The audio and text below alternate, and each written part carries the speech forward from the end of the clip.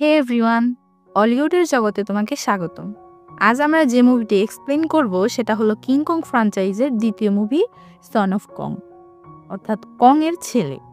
কং এর ছেলের উপর ভিত্তি করে এটা তৈরি করা হয়, যা কিং কং 1933-এর সিকুয়েল ছিল। তো আজ আমরা দেখব যে কিভাবে স্কাল আইল্যান্ডে কং এর ছেলেকে খোঁজা হয়েছিল আর এই কাহিনীতে কি কি হয়েছিল। Hollywood presenting son of Kong মুভিটি রিলিজ হয় 1933 সালে। এই কাহিনীটি শুরু হয় সেখান থেকে যেখানে কিং কং এর কাহিনী শেষ হয়েছিল। কং দ্বারা নিউ ইয়র্ক সিটিতে ধ্বংসের 1 মাস পরে চলচ্চিত্র নির্মাতা কার্ল ডেনহাম এতগুলি মামলায় জড়িয়ে পড়েছেন যে তিনি প্রায় দেউলিয়া হয়ে গেছেন। আর তিনি এক বৃদ্ধ মহিলার বাসায় লুকিয়েছিলেন এবং মহিলাটিকে বলছিলেন যে কাউকে ভিতরে আসতে দেবেন না। চার্লি নামের এক ব্যক্তি যে জাহাজে কাজ করে সে ডেনহামের সাথে দেখা করতে আসে। ও তাকে জানায় ক্যাপ্টেন অ্যাঙ্গেলহর্ন তার সাথে দেখা করতে চায়, আর ডেনহাম ক্যাপ্টেনের সাথে দেখা করতে তার জাহাজে যায়। ক্যাপ্টেন অ্যাঙ্গেলহর্ন ডেনহামকে বলে, আমরা নিউ ইয়র্ক সিটিতে থাকলে খুব তাড়াতাড়ি জেলের ভাত খাবো, এজন্য আমাদের নতুন কোনো বিজনেস করা উচিত। আর সে তাকে কার্গোর বিজনেসের কথা সাজেস্ট করে এবং ডেনহাম ক্যাপ্টেন অ্যাঙ্গেলহর্নের সাথে ভেঞ্চারে চড়ে শহর ছেড়ে চলে যায়। ডাচ ইস্ট ইন্ডিজের ডাকাং বন্দরে পৌঁছানোর পর তাদের কার্গোর বিজনেস করার প্রচেষ্টা সফল হয় না। কার্ল ডেনহাম একটি পোস্টার দেখে যেটা একটি সার্কাস শোয়ের, তারা সেই শোতে যায়।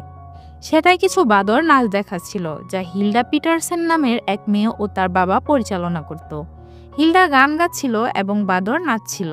সেই রাতে মিস্টার পিটারসেন, হিল্ডার বাবা, যিনি বানর শো পরিচালনা করেন, তিনি নরওয়েজিয়ান অধিনায়ক নিলস হিলস্ট্রমের সাথে মদ্যপান করেন, যিনি সন্দেহজনক কোনো পরিস্থিতিতে তার জাহাজ হারিয়েছিলেন। দুই ব্যক্তি তর্ক করে এবং মারামারি করে একসময় নীল হিলস্ট্রম হিল্ডার বাবার মাথায় মদের বোতল দিয়ে বাড়ি মারে। আর সে সময় পিটারসেন নিচে পড়ে যায় এবং তার ধাক্কা লেগে তাঁবুতে আগুন লেগে তাঁবু পুড়ে যায়।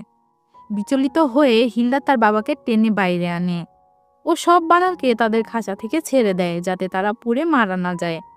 হিল্ডা তার বাবাকে জিজ্ঞেস করে যে কে তার বাবাকে মেরেছে, কিন্তু বাবা সেটা বলার আগেই মারা যায়। ডেনহাম হিল্ডার সাথে দেখা করে ও তাকে সান্ত্বনা দেয়। তারপর ডেনহাম এবং অ্যাঙ্গেলহর্ন হেলস্ট্রমের সাথে দেখা করেন, যে ছিলেন সেই ব্যক্তি যে ডেনহামের সাথে কং দ্বীপের মানচিত্রটি বিক্রি করেছিলেন। হেলস্ট্রম বলে, আমি জানি তোমরা কংকে খুঁজে বের করেছিলে, আর সে বলে, আমি যেহেতু তোমাদের স্কাল আইল্যান্ডের ঠিকানা দিয়েছি তো আমারও এটার প্রফিট চাই। কার্ল তাকে বলে যে আমার কিছুই নেই আর পুরো নিউ ইয়র্ক সিটি আমায় জেলে ভরার জন্য খুঁজছে। তখন হেলস্ট্রম তাদের বোঝায় যে স্কাল আইল্যান্ডে একটি গুপ্তধন আছে যা দ্বারা তাদের সব সমস্যা দূর হয়ে যাবে। তো চলো আবার সেই দ্বীপে যাওয়া যাক আর গুপ্তধন নিয়ে আসা যাক। কার্ল খুঁজতে যেতে রাজি হয় ও সে অ্যাঙ্গেলহর্নকে সাথে নেবে ঠিক করে। পরে কার্ল ডেনহাম হিল্ডার সাথে দেখা করে ও তাকে কিছু টাকা দেয় ও বলে যে তুমি এই শহর থেকে চলে যাও। হিল্ডা তার সাথে যাওয়ার অনুরোধ করা সত্ত্বেও ডেনহাম তাকে তার সাথে নিতে অস্বীকার করে আর তারা ডাকাং থেকে যাত্রা শুরু করে। যাই হোক, জাহাজটি ছাড়া কিছুক্ষণ পরেই হেলস্ট্রম ক্রুকে কনভিন্স করে বলে যে কার্লের আগের যাত্রায় অনেক লোক মারা গিয়েছিল, তো এদের এই জাহাজে রাখা ঠিক হবে না। আর সে এই লোকদের চলে যাওয়ার জন্য বাধ্য করে। সেই জাহাজে হিল্ডাকেও খুঁজে বের করে। ভেঞ্চারে একটি বিদ্রোহ তৈরি হয়। হেলস্ট্রম সবাইকে, অর্থাৎ কার্ল ডেনহাম, অ্যাঙ্গেলহর্ন, হিল্ডা এবং চার্লি দ্য ক্রুকে লাইফবোটে বা নৌকায় নামিয়ে ছেড়ে দেয়। এরপর হেলস্ট্রম নিজেকে ক্যাপ্টেন দাবি করার চেষ্টা করে, কিন্তু জাহাজের বাকি সবাই তার উপরে হাসতে থাকে আর তাকে জাহাজ থেকে নিচে পানিতে ফেলে দেয়। কার্ল তারপর হেলস্ট্রমকেও তার নৌকায় জায়গা দেয়। তারপর তারা অনেক কষ্টে স্কাল দ্বীপে অবতরণ করে, আর তখন ওই দ্বীপের আদিবাসীরা আসে আর তাদের চলে যেতে বলে, কারণ আদিবাসীরা কংয়ের গ্রাম ধ্বংসের জন্য ডেনহামকে দায়ী করে। আদিবাসীরা তাদের দ্বীপ থেকে পিছু হটতে বাধ্য করে। তখন তারা নৌকায় ফেরত আসে আর অন্য কিনারা খুঁজতে থাকে, আর কিছুটা দূরে আরেকটি কিনারায় তারা নামে, যেখানে তারা দুটি দলে বিভক্ত হয়। ডেনহাম এবং হিল্ডা একটি বিশাল অ্যালবিনো গরিলার মুখোমুখি হয়। কং থেকে ছোট, তবে একজন মানুষের চেয়ে দ্বিগুণ বেশি বড়। দৈত্য বন মানুষটি কুইকস্যান্ডে আটকে আছে, তাই ডেনহাম তাকে সাহায্য করে উঠে আসতে। গরিলার সাথে বিশ্বাস স্থাপন করে। ডেনহাম হিল্ডাকে বলে যে সে বিশ্বাস করে যে এই গরিলা কংয়ের ছেলে এবং সে তার নাম রাখে লিটল কং কিকো। অন্যদিকে অ্যাঙ্গেলহর্ন সেই টেম্পল খুঁজে পায় যেখানে গুপ্তধন আছে। অ্যাঙ্গেলহর্ন চার্লি এবং হেলস্ট্রমকে একটি স্টাইরাকোসাস আক্রমণ করে। তারা দৌড়ে একটি গুহায় ঢুকে। অ্যাঙ্গেলহর্ন গুলি করতে ধরলে স্টাইরাকোসাস বন্দুকটি কামড় দিয়ে নিয়ে ভেঙে ফেলে আর তারা সেখানে আটকা পড়ে যায়। অন্যদিকে টেম্পলের কাছেই ডেনহাম এবং হিল্ডার উপরে একটি বিশাল গুহা ভাল্লুক আক্রমণ করে। হিল্ডা চিৎকার করে আর তারা দৌড়াতে থাকে। তখনই লিটল কং দৌড়ে চলে আসে আর ভাল্লুকটির সাথে লড়াই করতে থাকে। অনেক লড়াইয়ের পর লিটল কং জিতে যায়। লিটল কং আঙ্গুলে আঘাত পায়, যার কারণে সে নিচে বসে যায়।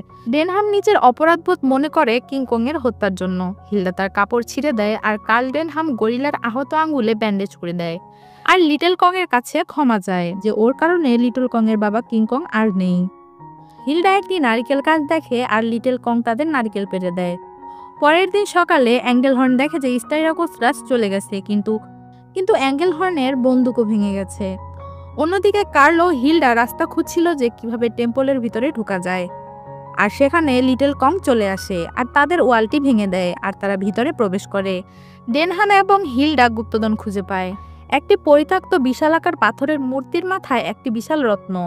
লিটল কং তা তাদের পেড়ে দেয়। লিটল কং খেলার ছলে কার্লের বন্দুক ভেঙে ফেলে। এরপর ডেনহাম ও হিল্ডার উপরে একটি নথোত্রাস আক্রমণ করে, কিন্তু লিটল কং লড়াই করে সেটাকে মেরে ফেলে। এরপর তারা টেম্পলের বাইরে আসলে অ্যাঙ্গেলহর্ন ও সবার সাথে তাদের দেখা হয়। তারা লিটল কংকে দেখে ভয় পেয়ে যায় যখন কার্ল সব খুলে বলে যে লিটল কং কিভাবে তাদের সাহায্য করেছে। তারপর অ্যাঙ্গেলহর্ন সবাইকে নৌকায় উঠতে বলে ও গুপ্তধন নিয়ে আসতে বলে, আর লিটল কং পেছনে থেকে যায়। হঠাৎই সেখানে ভূমিকম্প শুরু হয় ও ঝড় আসে। তখন হেলস্ট্রম লাইফ বোটে পালানোর চেষ্টা করে, কিন্তু একটি ইলাসমোস্ট্রাস হেলস্ট্রমের উপর আক্রমণ করে ও তাকে মেরে খেয়ে ফেলে। অ্যাঙ্গেলহর্ন, হিল্ডা এবং চার্লি নৌকাটি দ্রুত উদ্ধার করে নৌকায় চড়ে বসে ও স্কাল আইল্যান্ড থেকে দূরে যেতে থাকে। অন্যদিকে একটি ভয়ঙ্কর ভূমিকম্প এবং হারিকেন দ্বীপটিতে আঘাত হানে এবং টেম্পলটি সমুদ্রে ডুবে যেতে শুরু করে, যেখানে কার্ল ও লিটল কং ভেসে যায়। পানি দ্রুত ডেনহাম এবং লিটল কংকে ঘিরে ফেলে। তারা একটি লম্বা ঢিবির উপর উঠতে শুরু করে, কিন্তু লিটল কং এর পা ঢিবির ফাটলের মধ্যে আটকে যায়, যার কারণে সে আটকে যায়। পানি তখন বেড়েই চলছিল। লিটল কং ডেনহামকে বাঁচাতে তাকে হাতে তুলে রাখে আর নিজে ডুবতে থাকে। লিটল কং কার্ল ডেনহামকে বাঁচাতে তাকে জলের উপর তুলে রাখতে রাখতে আত্মত্যাগ করে। নৌকায় থাকা অ্যাঙ্গেলহর্ন ও তার দলটি ঠিক সময়েই ডেনহামের কাছে পৌঁছায় এবং তাকে নৌকায় তুলে নেয়। তারা একটু দূরে গিয়ে দেখে দ্বীপটি পানিতে ডুবে গেছে আর তাদের হিরো লিটল কং কার্লকে বাঁচিয়ে রেখে বেচারা লিটল কং নিজে ডুবে মারা যায়। এরপর অ্যাঙ্গেলহর্ন একটি জাহাজ দেখতে পায় এবং সেই জাহাজটি তাদের উদ্ধার করে নেয়। কিছুক্ষণ পর হিল্ডা কার্লের কাছে যায় এবং তাকে জিজ্ঞেস করে, তুমি কি ভাবছো? কার্ল বলে তার অনেক খারাপ লাগছে লিটল কং এর জন্য, কারণ লিটল কং না থাকলে সে নিজেও বাঁচত না, আর লিটল কং নিজের জান দিয়ে দিল তাকে বাঁচাতে। ডেনহাম হিল্ডাকে দেখায় যে সে রত্নটি উদ্ধার করেছিল ও তাকে আশ্বস্ত করে যে এটি তাদের সকলের আর্থিক নিরাপত্তা প্রদান করবে। ডেনহামের উদ্দেশ্য ছিল রত্নটি 4 ভাগ করা হবে, মানে ডেনহাম, হিল্ডা, অ্যাঙ্গেলহর্ন ও চার্লির জন্য, কিন্তু হিল্ডা বলে যে 3টা ভাগ করলেই হবে। অর্থাৎ সে ইঙ্গিত করে যে সে দীর্ঘ পথ চলার জন্য ডেনহামের হাত ধরেছে। কার্ল ডেনহাম হিল্ডাকে দেখে ও খুশি হয়ে যায় যে হিল্ডা তার সাথে আছে, আর এখানেই মুভিটি শেষ হয়ে যায়। গল্পটা ভালো লেগে থাকলে অবশ্যই লাইক করে দিও ও চ্যানেলটাকে সাবস্ক্রাইব করে বেল আইকন অন করে দিও, যাতে পরবর্তী গল্পের নোটিফিকেশন পৌঁছে যায় তোমার কাছে। আর সবার কাছে একটা করে কমেন্টস চাচ্ছি, তোমার একটি কমেন্টস আমাদের নতুন ভিডিও বানাতে অনুপ্রেরণা জাগায়। আর ফেসবুকে দেখে থাকলে অবশ্যই ফলো করে দিও। গল্পটা শোনার জন্য থ্যাংক ইউ সো মাচ।